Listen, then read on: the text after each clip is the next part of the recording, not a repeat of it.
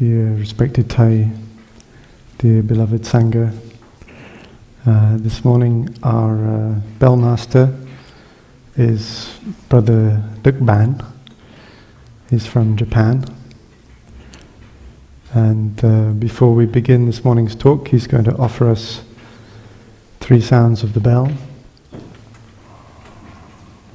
And as the bell master, before we invite the bell, we're trained to bow to the bell, because we're not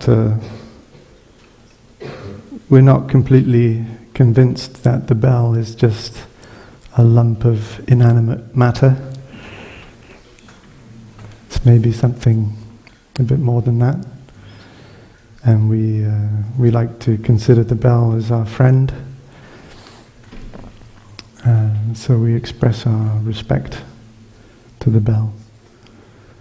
And then we have a little poem to prepare ourselves. And we recite it silently with 1 line for the in-breath, 1 line for the out-breath, another line for the next in-breath, and the last line with another out-breath. And it goes something like this. With body, speech and mind in perfect oneness, I send my heart along with the sound of this bell. May all those who hear it awaken from forgetfulness and transcend the path of anxiety and sorrow.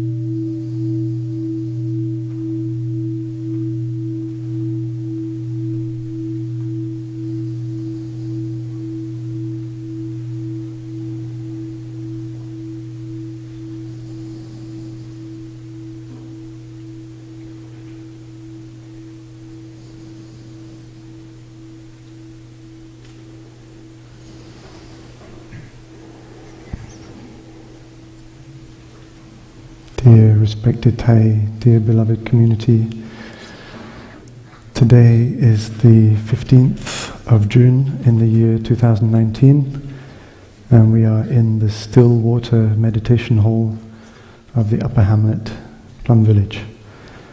And it's, is it the first day or the second day of our Neuroscience retreat? Let's call it the second day.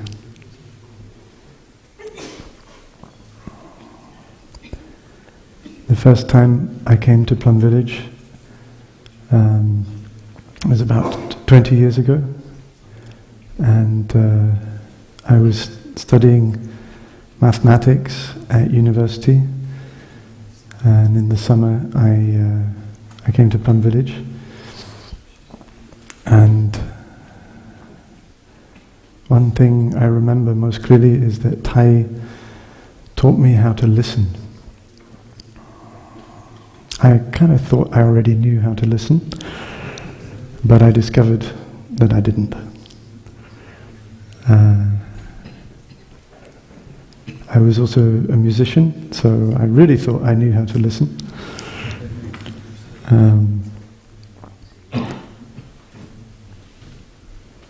And it turns out that actually I had discovered this other way of listening a few times before coming here, kind of by accident. And it was only when Thai explained to us how to listen that I realized what had happened to me by accident, and I learned how to cultivate that kind of listening. So Thai invited us not to listen with our intellect, and that for me was very challenging.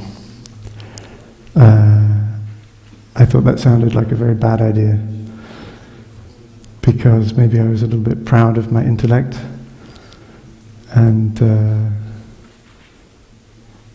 I wasn't sure it was a very wise thing to put it aside. I thought my intellect would be quite helpful to let me kind of filter what was coming in, check, is it good or not? Do I let it in or not? Do I agree or not?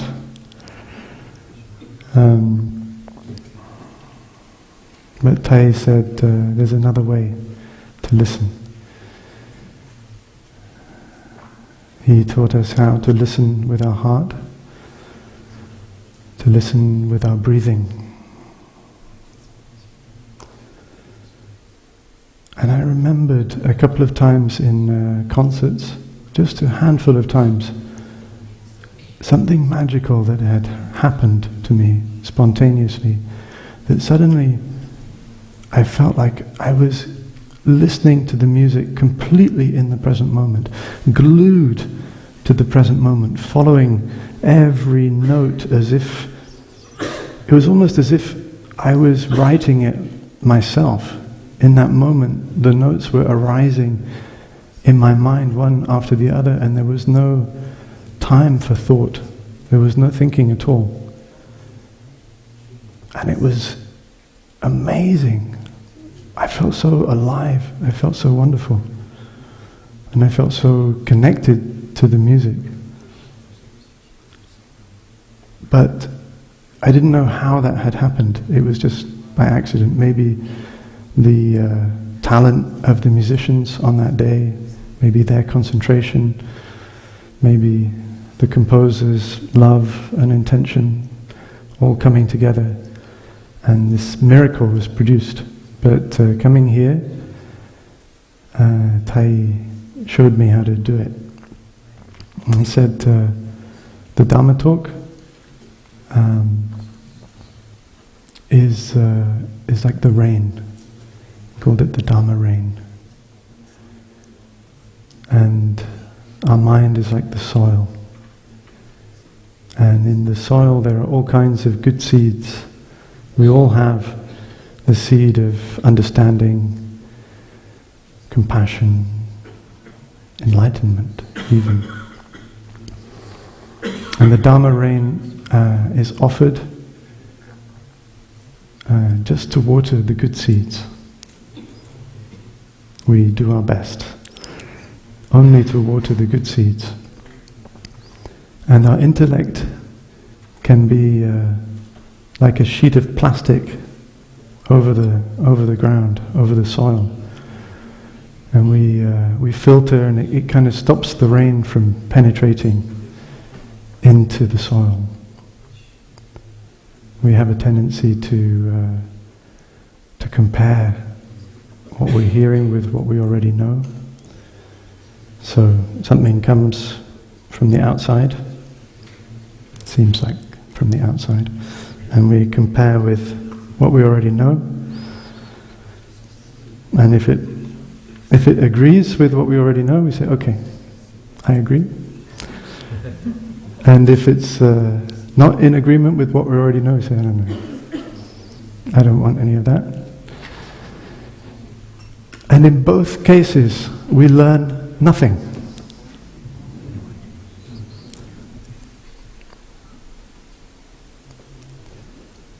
So, the invitation is to put your intellect aside. The Dhamma talk is not so that we can learn more things, more facts, more information.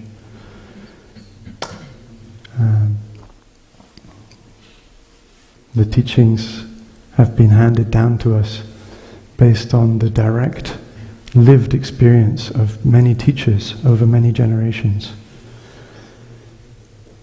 And it comes with all of their love, all of their trust. And if we can just be with our breathing, be with the sound of the words in the present moment, then we may be able to allow it to penetrate very deeply. And the Dhamma talk is not just for you, it's also for me. Because I am a practitioner and I need to practice. So it's just a reminder for all of us. And today I invited my mother to come and sit here with me, and my father, and my grandparents, and all my ancestors. And I asked Thai if he would come and help. And Thai said yes. So, lucky for me, I can relax. Let Thai do the heavy lifting.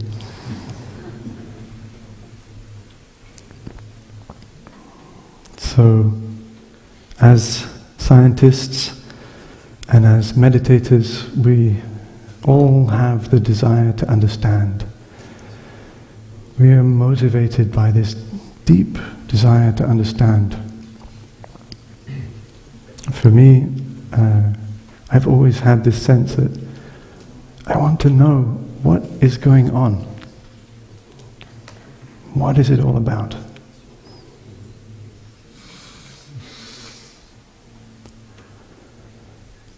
And in Plum Village I learned that understanding has something to do with love. They're like two sides of the same coin. They're two facets of one reality. And that if we say we love, but we don't understand, then our love might not be worth much.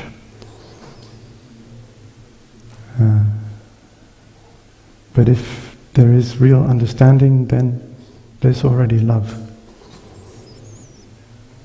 And if there is really love, then there must be understanding. And that understanding can grow.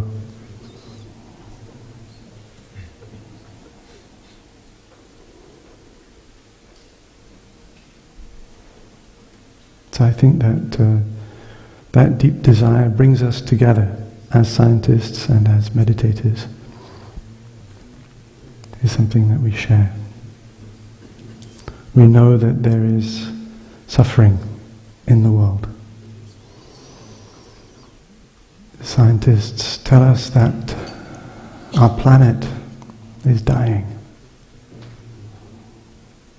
The life support system is being perhaps irreparably damaged. Our oceans are filled with plastic. Plastic is everywhere. We know that the insects are dying. They say 2.5% are disappearing every year, and by the end of the century there may be no more insects. And then how can life be possible? They tell us that 1 million species may become extinct in the near future, and that perhaps our own civilization will collapse.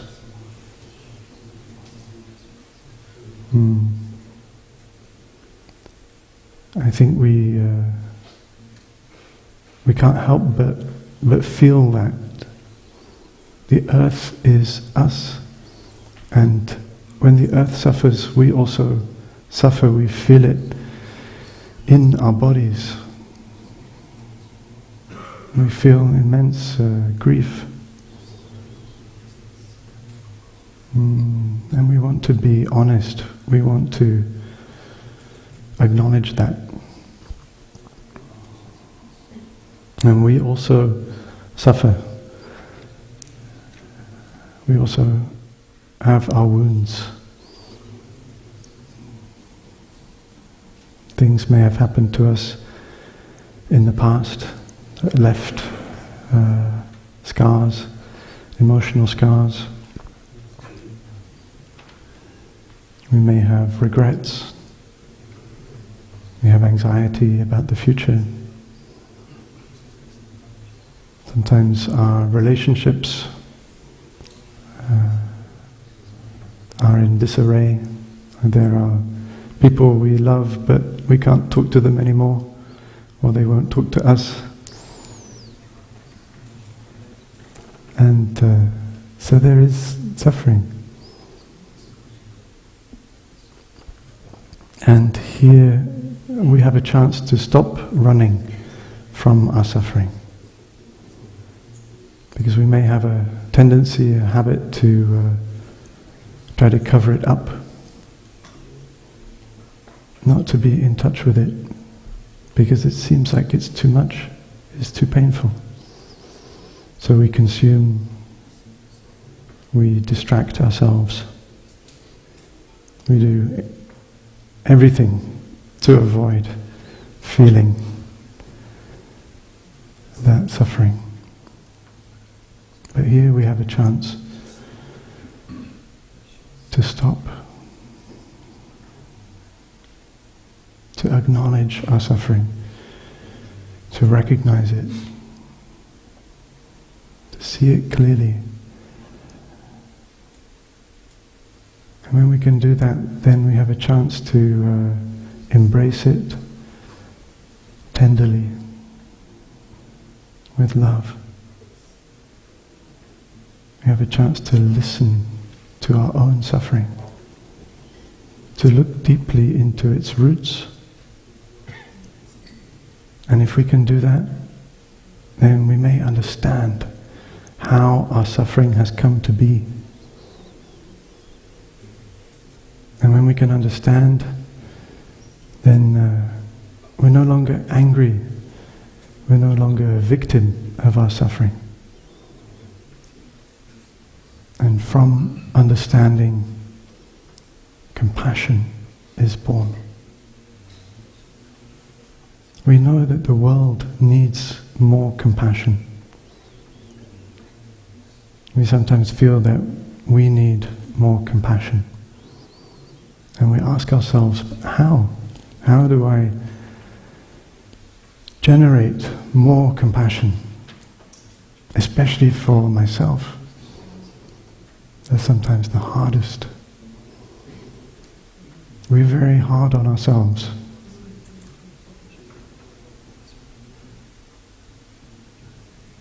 But when we can look deeply into the roots of our suffering,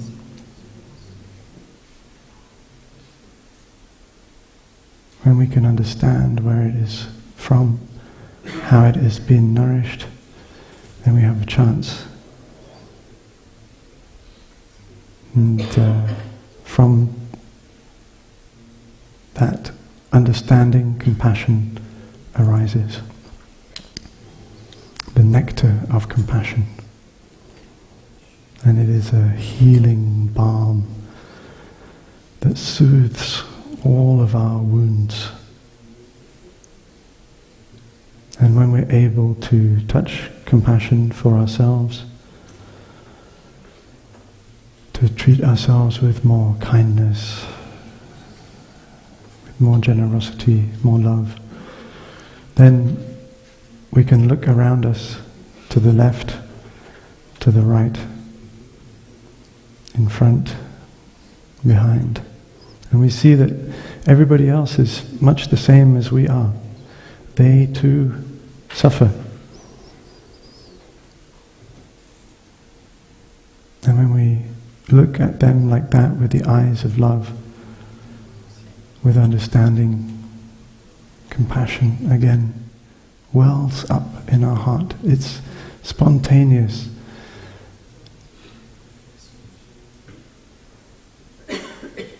And we can offer that compassion to our loved ones, to our colleagues, to our friends. If we can listen to someone with compassion, if we can look at them with the eyes of compassion, that may already help to relieve some of their pain. And then we expand our circle of compassion wider to embrace the whole planet. We know that there is war, there is conflict. The whole populations are being displaced by climate stress, by conflict. They have to abandon their homes, their culture, their families, their countries. They have to cross oceans and borders, going into an uncertain future. And people are hungry all over the world. There is poverty. Even in the so-called rich countries, we are getting poorer. Many people are in debt. They spend their whole lives in debt, even dying in debt, working more than one job, just trying to make ends meet. There is anger, discrimination, hatred. And when we can embrace all of that with our love, with our understanding, compassion is born. And we want to do something to help. It's natural when we look like that with the eyes of love at the world, and we want to do something to help, to relieve the suffering. That is the birth of what we call in the Buddhist tradition bodhicitta, the mind of love. And it's something very sacred, something very precious. And we have a chance here in this retreat to cultivate the mind of love. And we help each other to do that. The Buddha, as a young man, he looked around, he looked within, and he too saw that there was suffering. Suffering in himself, suffering in his country, in his family. He was born the son of a king, and he was destined to become the king himself. But when he saw that his father struggled to relieve the suffering of his people, even though that was his intention, he decided to abandon his position, his status, his wealth. He left everything behind and went into the forest to live as a wandering ascetic, determined to find the way, to find a way out of the situation of suffering for himself and for his people.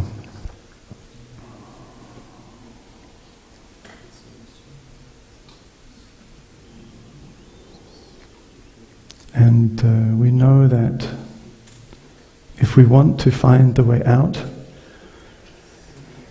we need to look clearly at the situation. We need to not have our gaze occluded by our confusion and our suffering. So we need clarity.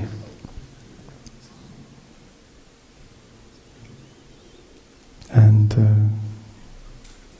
in the Buddhist tradition we speak of the quality of mind, the fundamental quality of mind as being luminosity. The mind is luminous. It illuminates everything it comes into contact with. But somehow that luminosity can be obscured.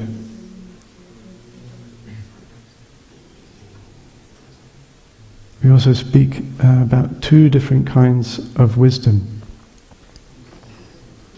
And the first is called the root wisdom. It's very powerful, kind of innate, this very powerful innate quality of mind, which is non-discursive wisdom.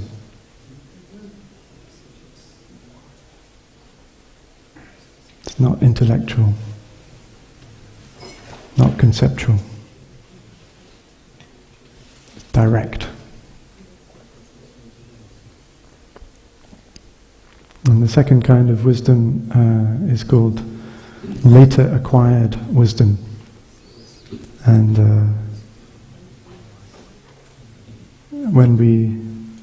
if we work as a scientist, researching, analyzing, conceptualizing, making theoretical models, then we rely on that kind of later acquired wisdom.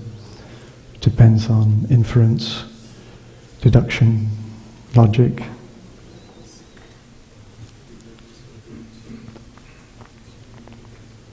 So, in the Buddhist tradition, we like to cultivate the first kind of wisdom.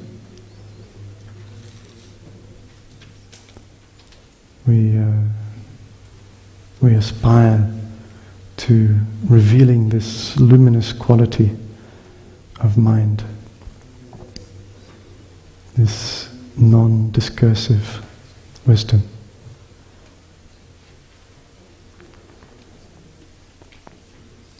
We also speak of two kinds of obstacles to that wisdom. These are the things that get in the way. Because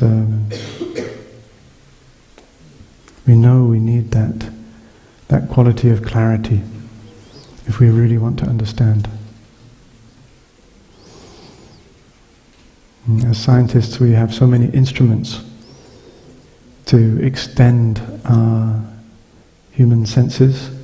We use telescopes, microscopes.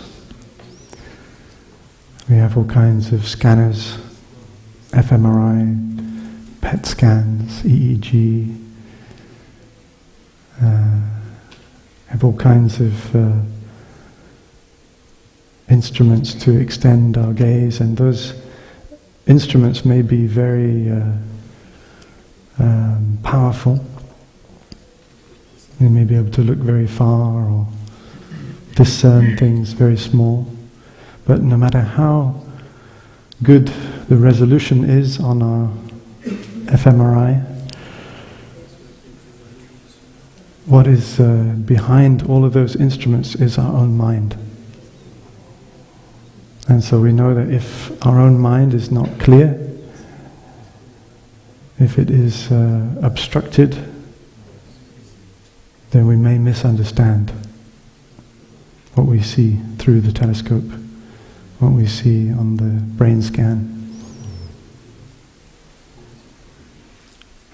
So we want to cultivate that kind of clarity.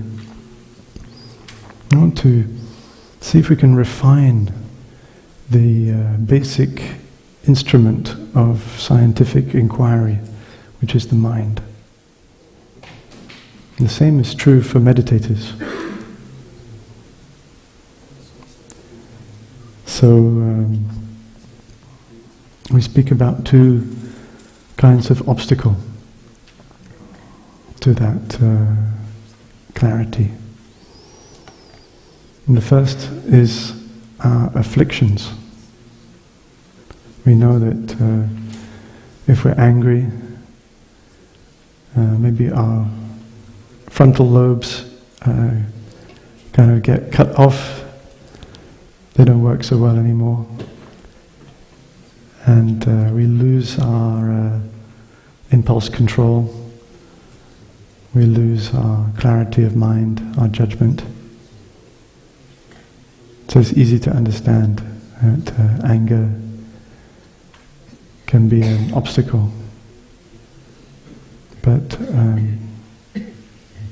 our wounds, our sorrow, our anxiety, our pain can also be an obstacle to that clarity. So we want to take this time together to learn how to take care of those wounds, how to soothe them, how to heal.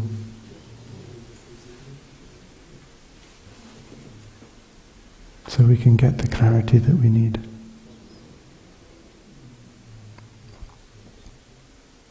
You know, when we have wounds in the past, it's easy for us to get triggered.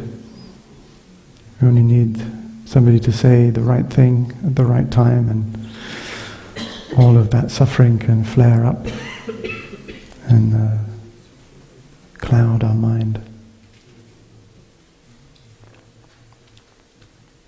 There may be suffering in the past that keeps dragging us back. We rehearse it again and again.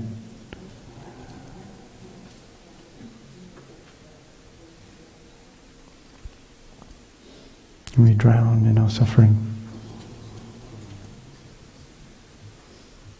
So we want to take this time to take a deep look at our suffering, to embrace it tenderly, to smile to it.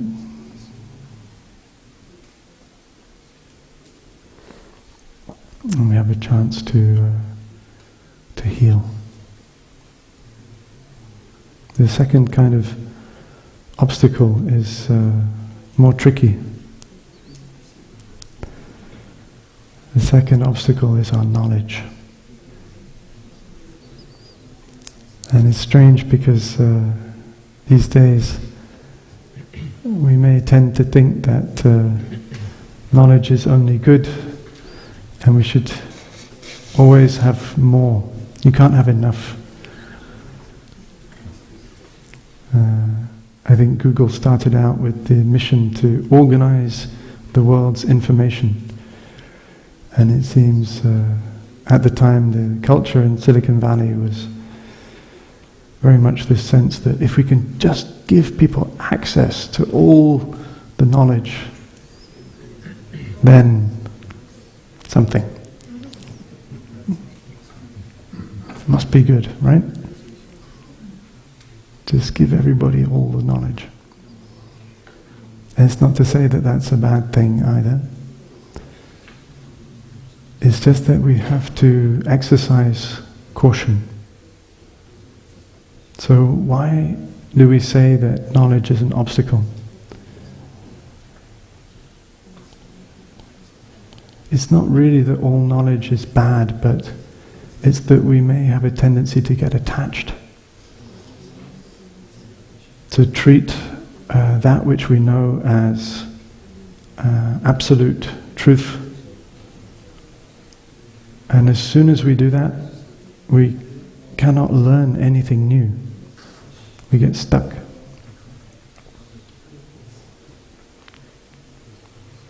The Buddha told a story about a young boy whose village was attacked by bandits.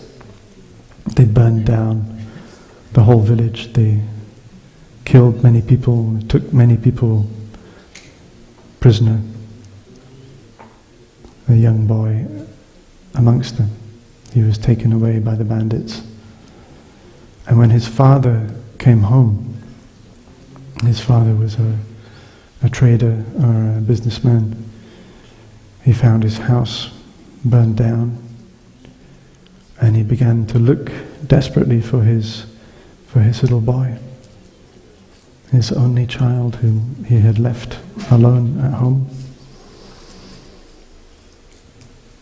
And in front of the burned remains of his house, he found the charred corpse of a little boy.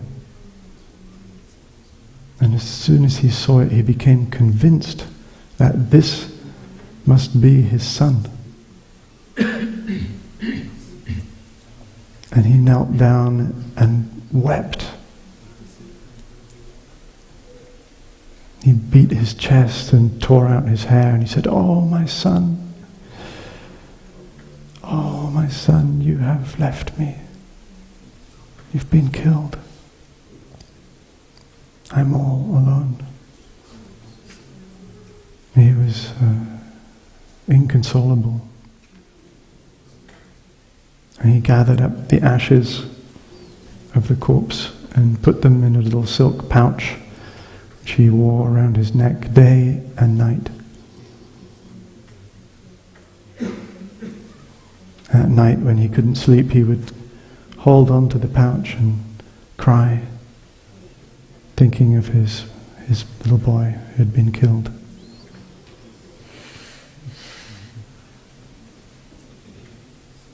And his grief was endless.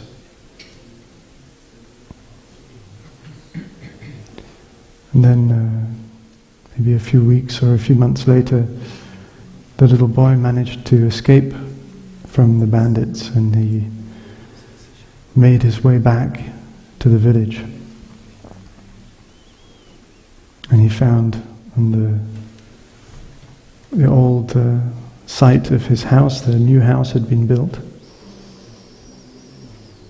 And so he got there in the middle of the night and he started knocking on the door. He said, "Father, Father, I've come back." His father heard the knocking, heard the calling, and he was furious. He thought, "Who are these young rascals coming to disturb me, mocking me in my grief? Don't they know I've lost my only child? How dare they?" And he shouted, "Go away, leave me alone. Don't you know my boy is dead? How dare you mock an old man in his grief? Leave me alone." And the boy continued to knock. He said, "Father, it's me. I'm alive. I'm here. Let me in." The father refused. He was so sure his boy was dead. Eventually the boy gave up. He was heartbroken. And he walked away, never to return.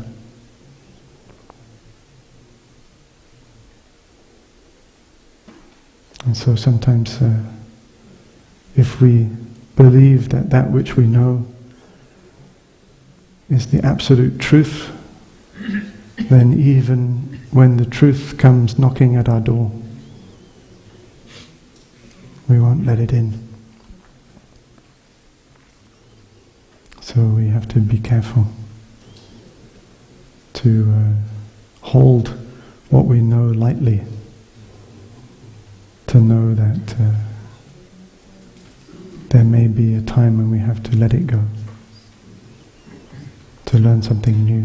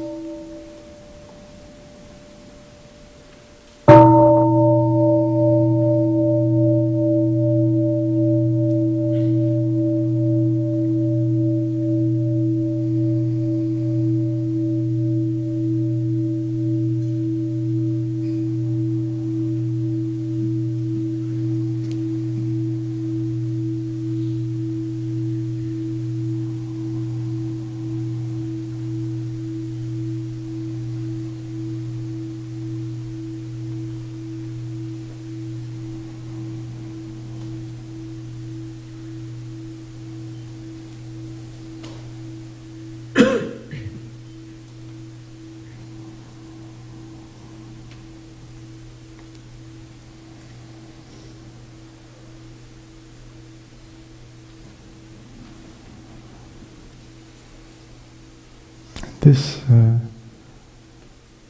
sense that knowledge may be an obstacle is actually very close to the spirit of science.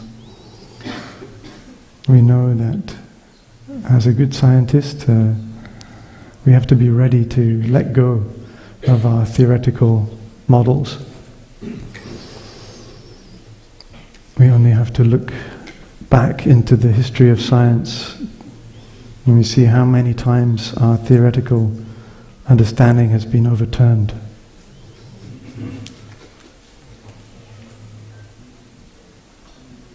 And in principle, it's one of the beautiful things about science is that even when we make a model, we're not really trying to prove that it's right.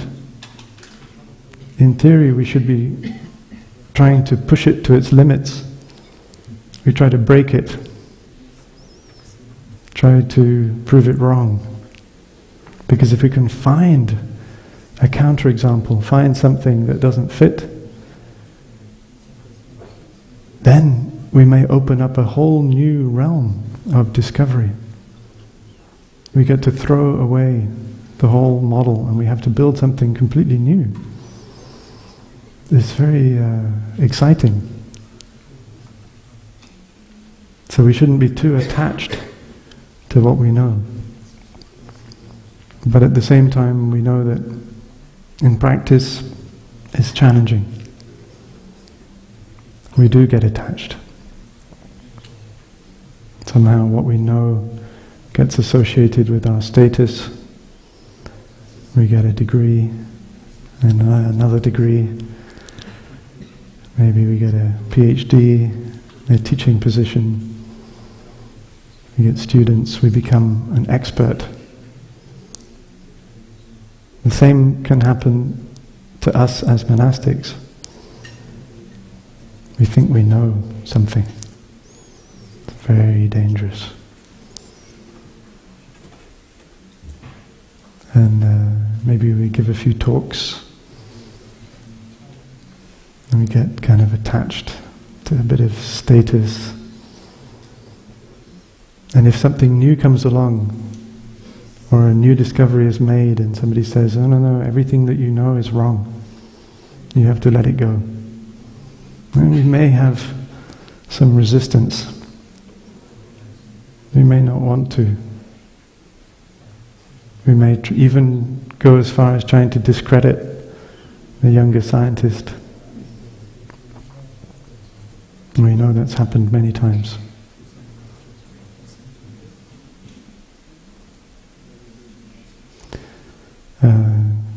Max Planck, the father of quantum mechanics, he said that a new scientific truth does not triumph by convincing its opponents and getting them to see the light, but rather because its opponents eventually die. And a new generation grows up that are familiar with the new truth. Well, that's pretty pessimistic. And I think we aspire to do better than that. We aspire to cultivate openness, to be ready to let go of that which we know.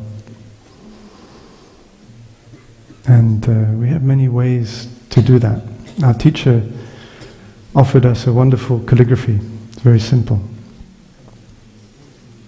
Are you sure?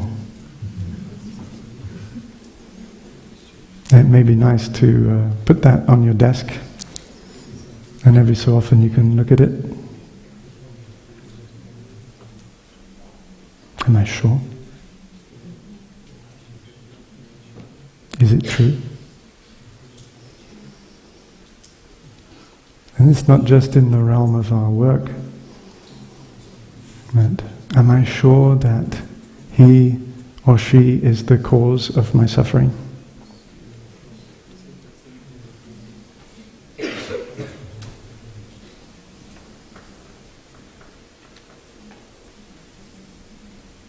Am I sure? Am I sure that I am the victim in this situation?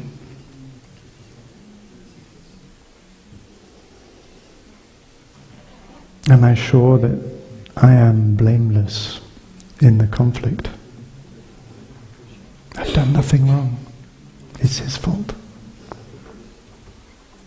He has to say sorry.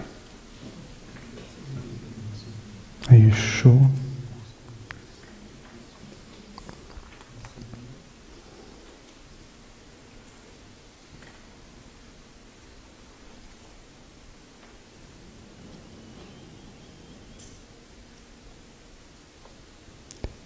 So we know that we want to treat our knowledge and the concepts that we use lightly, not get too attached. But it's strange because in Buddhism we also use a lot of concepts, a lot of words, but we want to be very careful.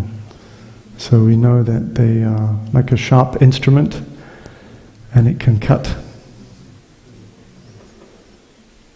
So we know that often we get caught in the concept of self.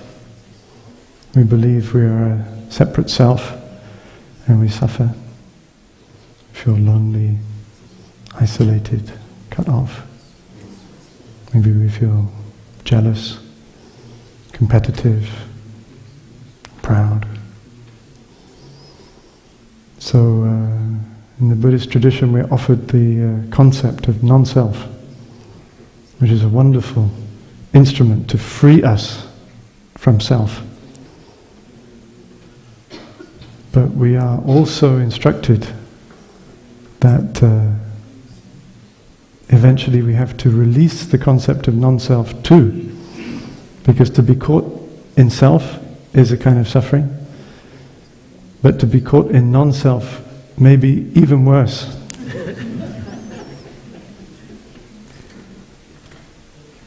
So maybe it's the concepts that we offer, they're kind of like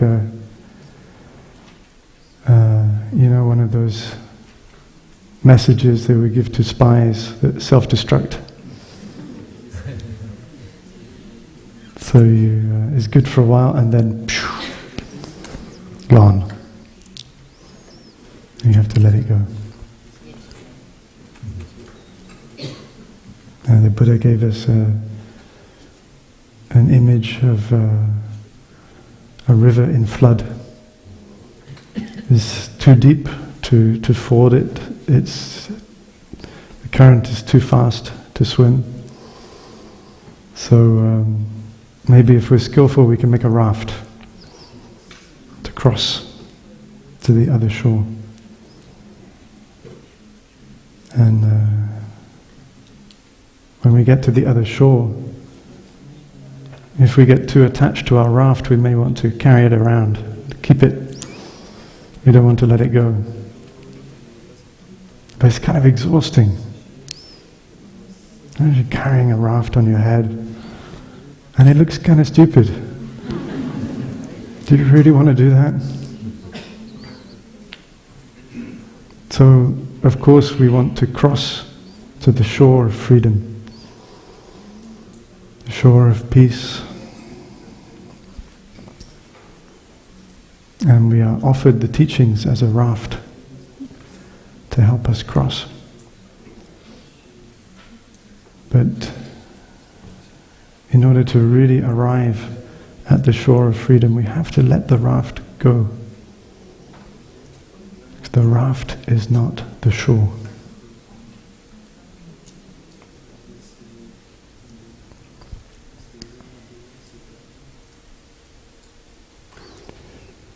So we have the conviction that Buddhism and science can go hand in hand.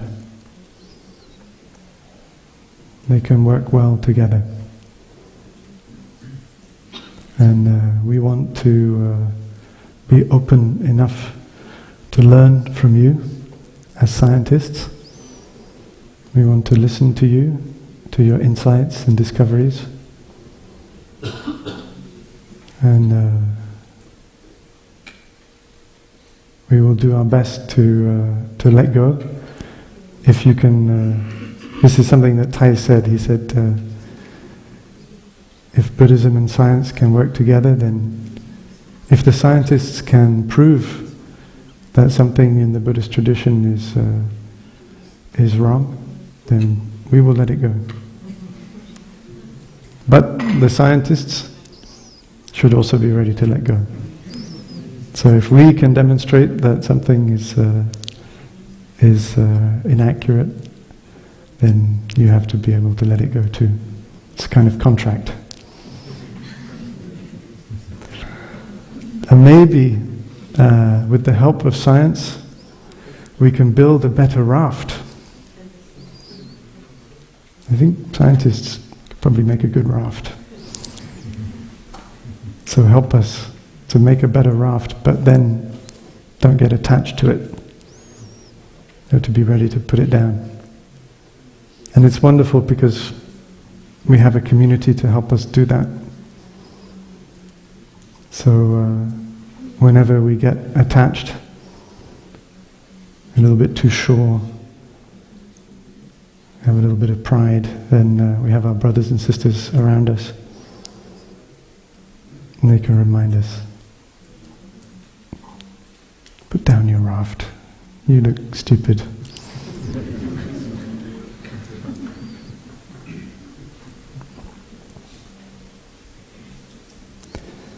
So, in the practice of meditation, there's a kind of investigation. We want to look deeply into the nature of reality. But it's not so that we can describe reality. We're not trying to make a kind of metaphysical description of reality. Our objective is a little bit different. We just want to relieve suffering. In the time of the Buddha, a lot of people used to come and ask him questions.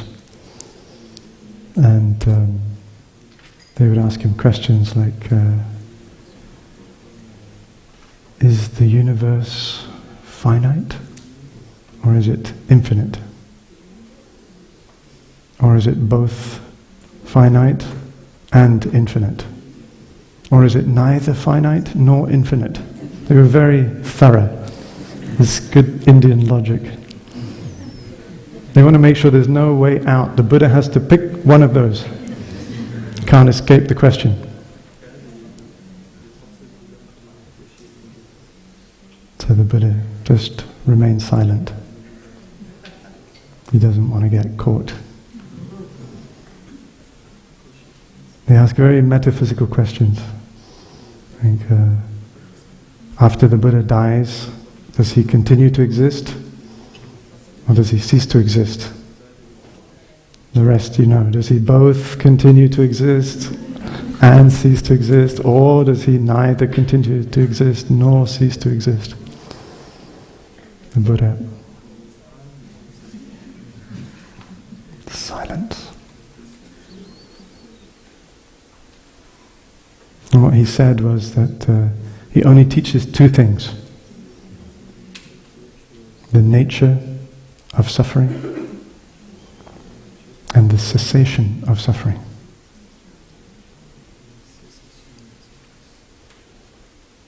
That we suffer and that we can get out of our suffering. He didn't want to comment on anything else. No metaphysical speculation.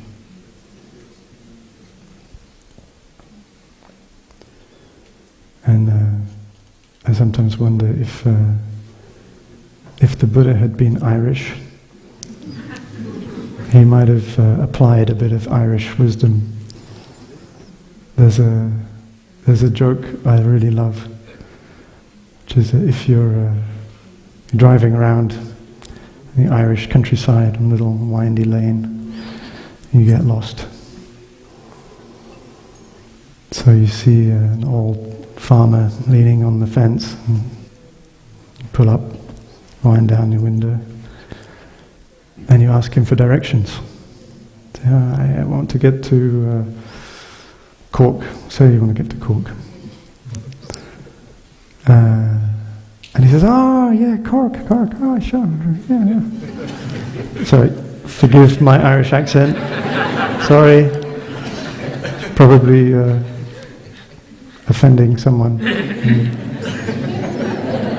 Apologies to all my Irish friends. Cork, sure. I can show you the way to Cork, yeah. No problem, Cork, oh yeah. But I wouldn't start from here.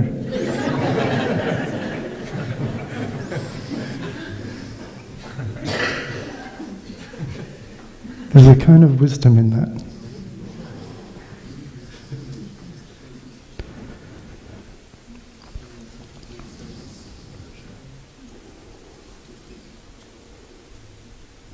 So we may be asking the wrong question. And we have to make sure that we ask the right question. Otherwise our Irish friend will say, I wouldn't start from here.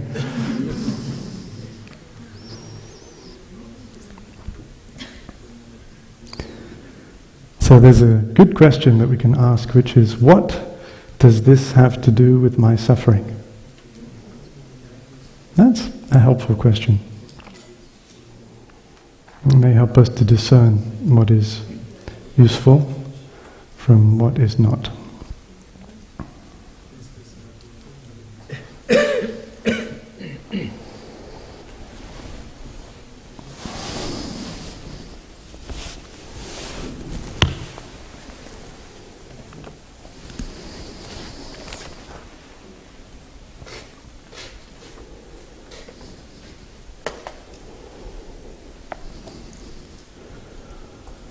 So it's meant to be a neuroscience retreat, so we might look a little bit at what the Buddhist tradition has to say about our brain, our psychology.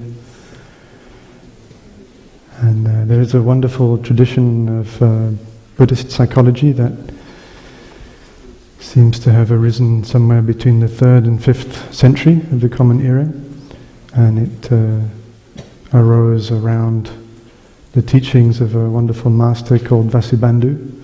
There's a particular treatise, and there's a very rich tradition of commentary and elaboration and translation, which continues right up until modern times. So our teacher has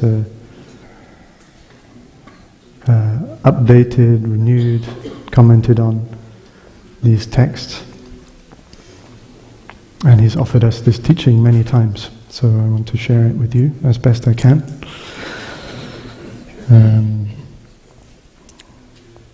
And they were engaged also in a kind of first-person science. They wanted, like us, to develop their minds, to develop clarity, so that they could really look into the process of their own cognition to understand it. And it seems like they did a pretty good job. And what they observed is that we mostly run on autopilot. Our mind wanders into the future, dreaming, into the past, regretting. And whatever we're doing, it happens completely without our awareness, mostly. So we eat, and we don't know that we're eating. We breathe, and we don't know that we're breathing. We walk, we don't know that we're walking. We brush our teeth, we may even be looking at our phone.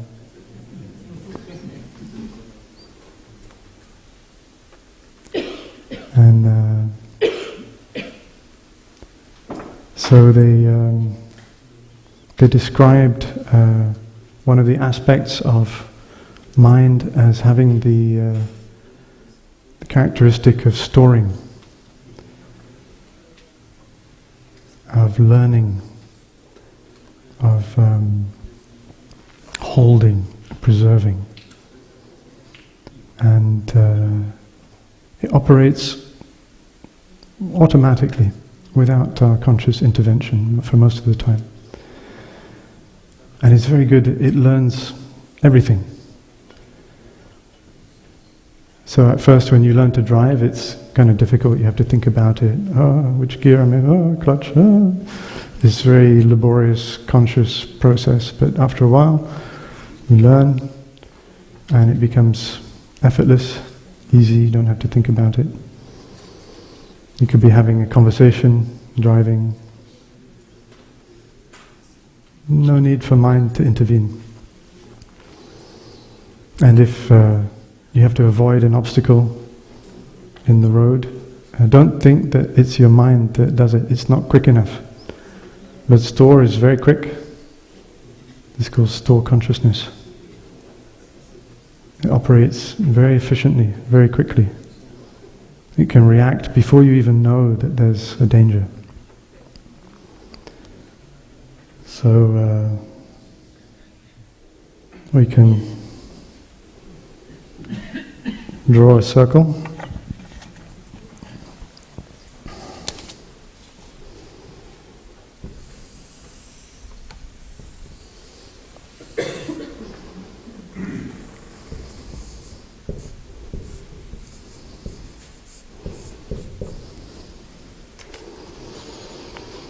And as soon as we do that, we're in trouble.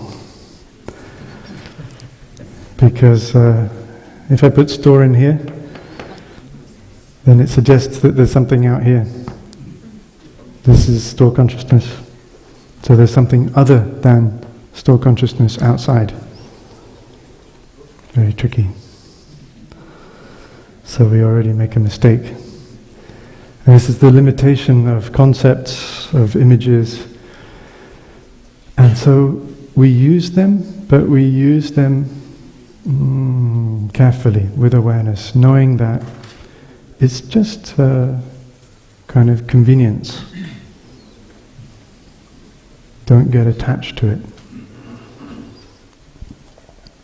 So there may be a temptation when we learn about store to try to locate it. You know, neuroscientists are very good at that. What are the neural correlates of store? Where is it? Let me stick you in a scanner and I will tell you where your store consciousness is. It may be tempting to we think about maybe the cerebellum. We know the cerebellum has something to do with learning sequential motor activities, procedural learning. Or maybe we are reminded of Daniel Kahneman.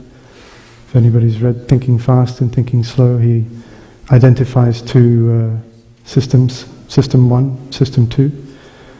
So System 1 sounds a lot like store. It's automatic, very fast, parallel processing, can take in a lot of information. It's mostly unconscious. We may have learned about the qualities of the right hemisphere as well. It may sound, it's a little bit like store. But I would say we should invoke our Irish friend. And if we start trying to locate store, he reminds us, I wouldn't start from there. As we learn in the tradition that store consciousness has an individual aspect and a collective aspect. And its nature is non-local. So don't start looking for it. I remember somebody asked Tai, where is store? And he said, well, it's not exactly in here, and it's not exactly out there either. So good luck. The point is, it's not important. So we use this as an instrument to help us in our practice. It's not meant to be a description of reality. So the first use of these teachings is to help us relieve our suffering. And it may be that if it's good at helping us relieve our suffering, then it does happen to reflect some aspect of reality, which is fine. But that's not the objective. So we approach it with caution. And then we make another mistake. We draw a line. And we say, this is mind consciousness. So it looks like two separate things, but they're not really separate. They're just two aspects of one reality. This is just a temporary convenience, an analogy, a game that we play. So mind is sometimes there, sometimes operating, sometimes not operating. Whereas store is always operating, even in deep sleep. Whereas our mind consciousness, we know, like in a deep coma, the mind ceases to operate. In certain kinds of meditation, the meditation of non-perception, mind ceases. And in deep sleep, dreamless sleep, it's very nice, very restful. Mind returns to store, just takes a break. So we have a lot of different images to describe store and mind and the functioning of our consciousness. They're all metaphors, and we sometimes speak of store as being like the soil, which contains all kinds of seeds. There can be seeds of compassion, kindness, generosity, peace, freedom, as well as seeds of anger, hatred, jealousy. And mind can be compared to the gardener. And when we invite mind to be the gardener, then we get to choose what kind of seeds to cultivate.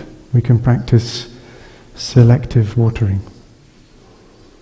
And that's what we want to do in this retreat. We just want to water the good seeds. And we can grow whatever we want in our garden. It could be anger and discrimination and hatred. But it might be nicer to cultivate something else. Peace, non-attachment, freedom. So it's up to us. And store can be compared to a hard disk.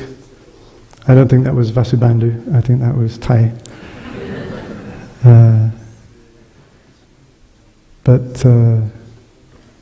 Because it has this function of storing, of learning.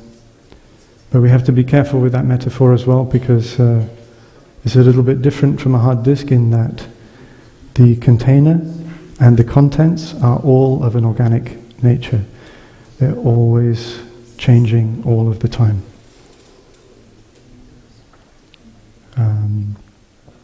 But store is very good at learning habits. So depending on our environment, what we are exposed to, what we do again and again, store just learns it all. And so we have to be very careful, especially with young children. In the first 6 years, store is just taking in everything. And if our children are exposed to a lot of violence, fear on the television, if they have to spend a few hours every day in front of a screen, if we argue and fight in front of our children, then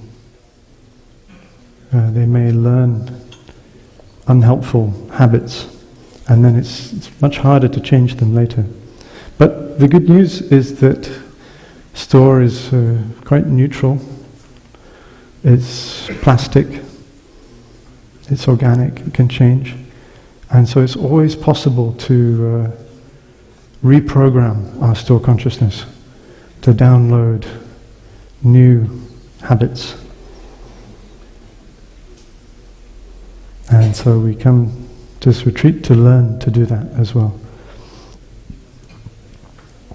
So store has wisdom, but it also has ignorance. And that ignorance comes together and forms another consciousness, which we call manas. So manas bases on store, and the base of mind is manas. So they all are based one upon the other, and they're not really separate. They all flow one into the other. And so manas is kind of like all of the ignorance of store is gathered together and concentrated there. Has the qualities of always seeking pleasure, always wanting to avoid suffering. I think we all know about that. It ignores the danger of pleasure seeking, and it ignores the goodness of suffering. It doesn't know that suffering can be our teacher, that if we can embrace and understand our suffering, then we can give rise to compassion and understanding. We can grow. The store doesn't really want to do, manas doesn't want to do that. it ignores the law of moderation. So maybe it has something to do with binge watching. Next episode.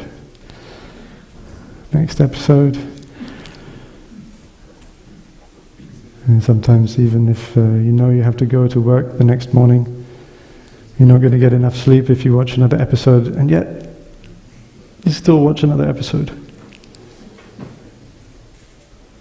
That is manas taking the wheel. So we want to learn how to reprogram store, how to take care of the ignorance in store.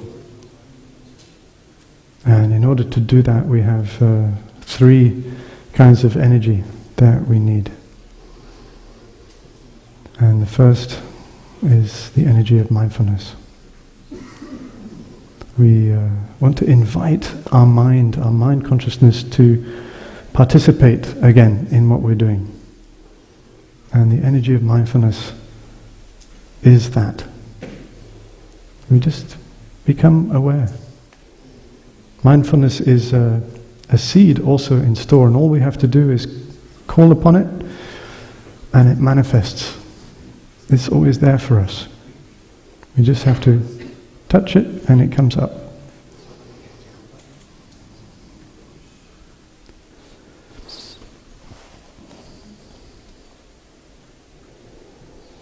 So we learn from neuroscience that our brain is a predictive brain. It's always trying to predict what's coming next. It seems that during our evolution we were under a lot of pressure to be metabolically efficient. There wasn't enough food. It was sometimes difficult to find enough food, so we had to make sure that everything runs as efficiently as possible, especially the brain, because the brain takes maybe 20% of our calories, so it's quite expensive in terms of energy. So there's a lot of pressure to make sure that the brain is metabolically efficient. And it turns out that it's less costly in terms of energy for our brain just to present us with a prediction, with kind of based on what it already knows, what it's already experienced. It can provide a prediction of what we are experiencing in the present moment, rather than allowing us to actually see, touch, hear, smell, taste what is actually going on in the present moment. It's kind of amazing. But if I ask you now to imagine an apple, maybe like a Granny Smith. Hope you all know what a Granny Smith is. And if you imagine biting into it, you can do it, right? You know exactly how it will feel, the sour taste, the crunch, the color, the smell, the juice. So your brain, as soon as I say it, it can just predict what that experience would be like. And it turns out that if I were to give you a real apple, a Granny Smith, and you start eating it, what you would actually experience is not the apple, but just your prediction of the apple. Because it takes less energy for your brain. So it's amazing, we just eat ghost apples. It's like being in the Matrix. It's like, I want to eat a real apple. And the only thing that our brain allows into our consciousness is something that differs from our expectation, that differs from our prediction. So if you bite into the apple and it's rotten, well, then you're going to be in touch with reality. But other than that, mostly just running on predictions.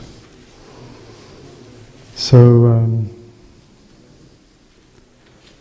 it's wonderful that in our practice Thay has offered us a way to get back in touch with the real apple. It's very simple. All we have to do is pay attention. We just choose to bring our attention to the present moment, to the sensation, to the color, to the taste. And then we come back. We become real. The apple becomes real. We come out of the dream world. And it's much more fun. So the invitation is to have our mind participate in what is going on. And even just with a few days in Plum Village, we can start to train new habits. So every time we hear the sound of the bell, we learn to stop what we're doing, as Phap Linh shared with us last night. We have a chance just to enjoy our breathing, to feel deeply the sensations in our body.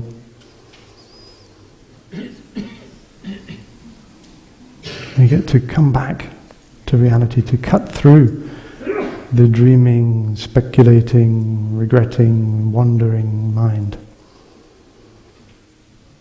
And if we can do that, just follow our breath for 1 breath, 2 breaths, 3 breaths. We maintain the energy of mindfulness. And then naturally it becomes the energy of concentration, which is the second kind of energy that we need to come out of the dream, to wake up.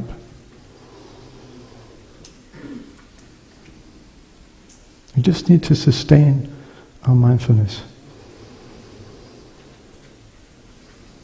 And we can train to do that throughout the day.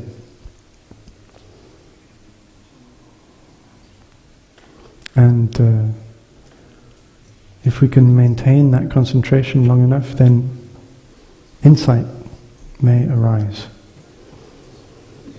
And this is the third kind of energy that we need. It could be a big insight or a little insight, but any insight is good.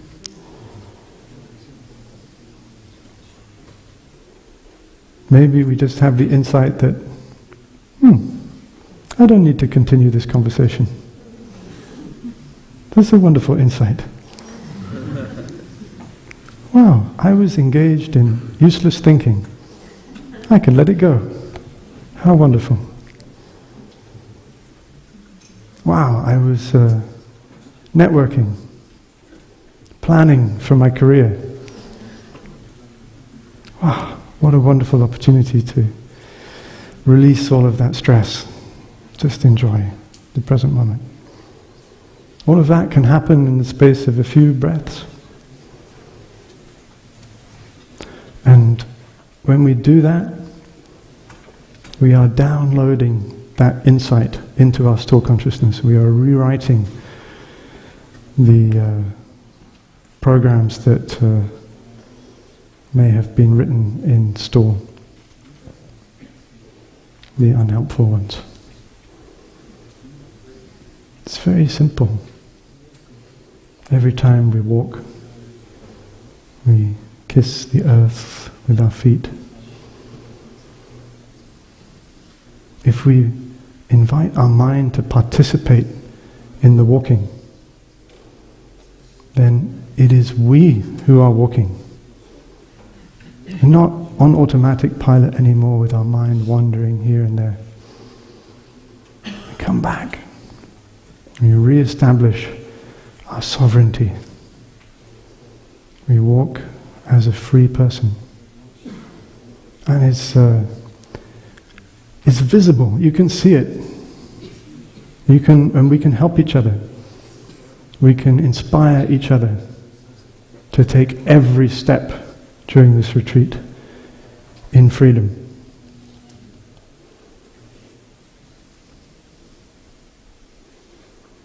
I don't know how, but you can see when somebody is really there. You can see when somebody is free. I remember seeing a photo of our teacher, Tai, kind of in profile. He was walking, and behind him there was a younger monk who was carrying his shoulder bag. They were both in profile, both walking. And it was so clear. Tai was where he was, entirely. He may have been in the middle of taking a step, but he was right there. And the young monk behind him, he was like this. His mind was at least 10 paces ahead of his body. You could just see it, it's obvious.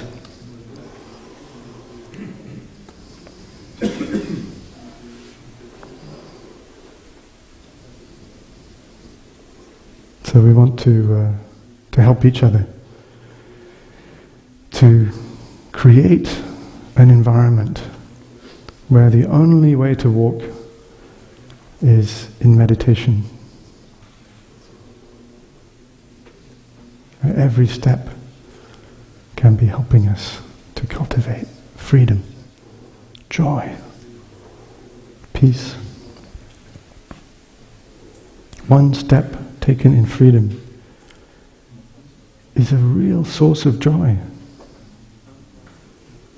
Just to feel our body, just to surrender our body to the earth, to allow ourselves to be carried by Mother Earth. We let go of all of our anxiety, the burden of stress and worries that we carry. We can put it down with every step. With every step, we arrive. With every step, we are home. And when we do that, we are reprogramming store. We're helping to download a new program, a new habit. One that will support us throughout our lives. And the same is true when we eat. Often we eat and our mind is thinking about this and that, wandering all over the place. We may get to the end of the meal and we realize we didn't even taste the food. So we want to bring our mind back and savor every morsel of food that is given to us to eat. It becomes such a joy, such a simple source of joy. And again, we are reprogramming our store consciousness, cultivating a new habit. When we brush our teeth, we can brush our teeth in freedom. It can be very joyful. We can brush our teeth and smile. Very simple. Please try it tonight. Just smile. Brushing my teeth. Interesting. Teeth. It's very nice.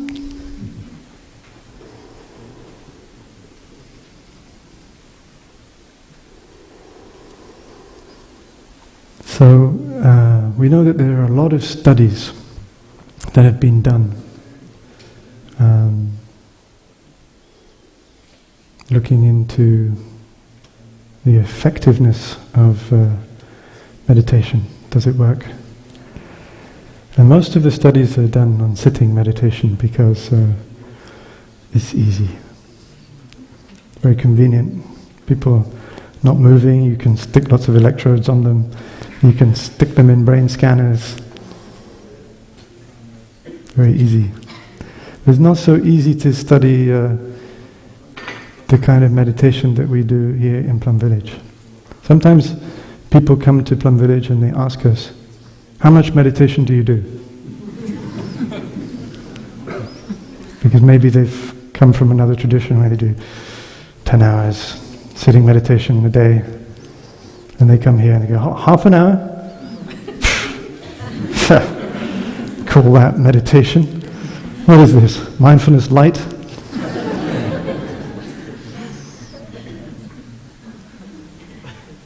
No, we do 24 hours. Only 10? Huh.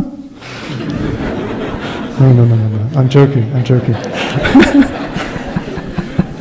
We try not to compare. We don't think that we're the best. We just offer what we have to offer. But really, the invitation is to practice meditation all day long. And that's not something heavy, it's not a burden, it's something wonderful, something very joyful.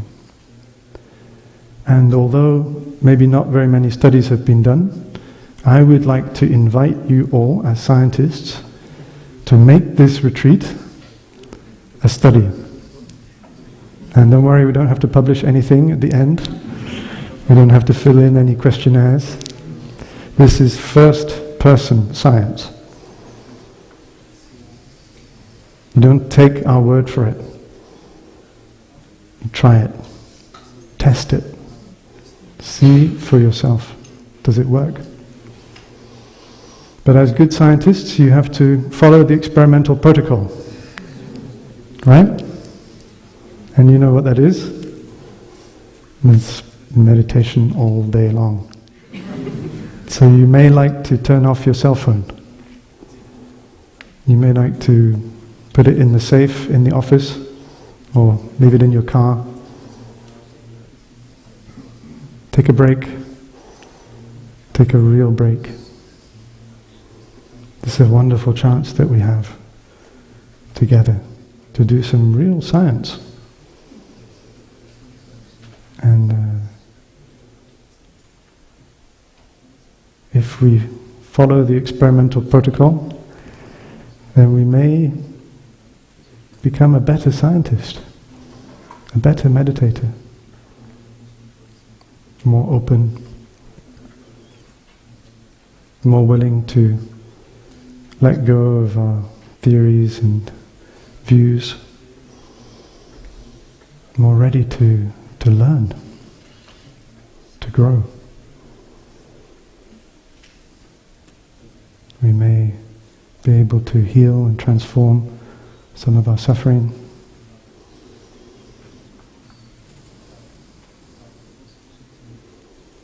We can touch peace and freedom together.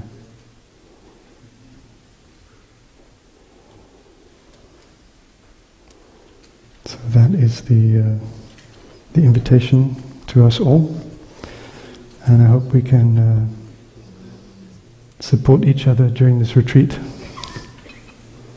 to do a real scientific study. Does it work? Thank you all.